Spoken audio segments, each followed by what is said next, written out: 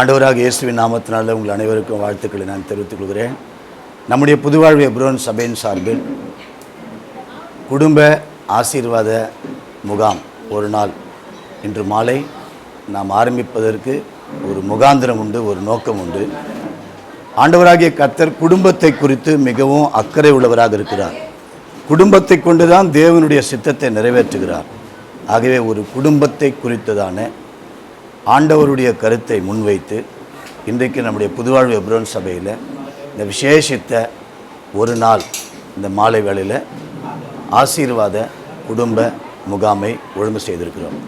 இதற்காக மலேசியா தேசத்திலிருந்து அருமையான பாஸ்டர் ஸ்டீவன், அவருடைய மனைவி சிஸ்டர் பவுலின், அருமையான ரெவரண்ட் டேனியல் பெருமாள் மற்றும் அநேக சிறப்பு விருந்தினர்கள் வந்து எங்களை நம்முடைய சபையாரை உற்சாகப்படுத்துவதற்காக வருகை தர இருக்கிறார்கள்.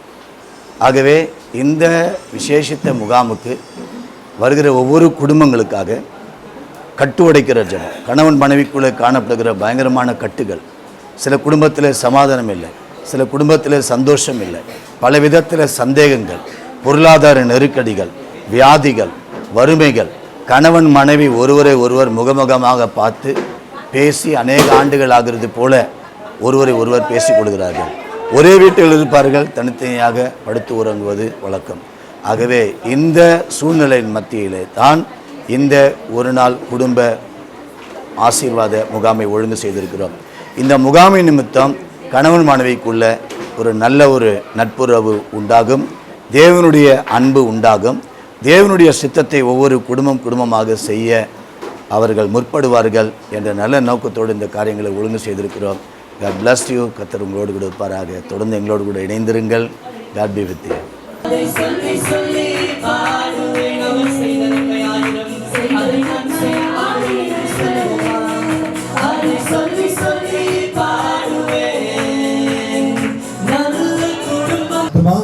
Body. சரீரம். Genesis chapter 2 verse 7. Can we turn to that?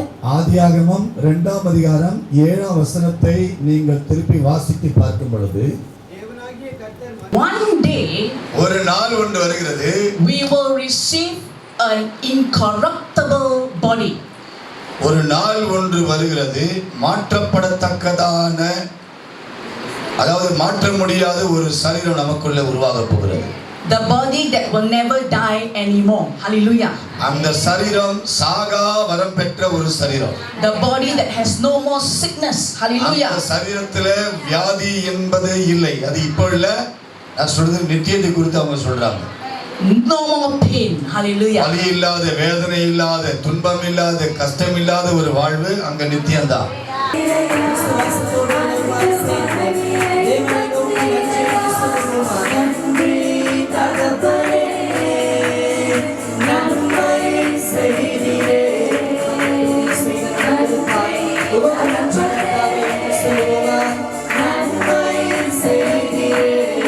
அந்த வீட்டுக்கு தலையாக இருக்கிறார். தலைன்னா எல்லா அதிகாரத்துக்கு உட்பட்டவர்கள் என்பதை மாத்திரமல்ல, அது மிகப்பெரிய ஒரு பொறுப்பை அங்கு காண்பிக்கிறது.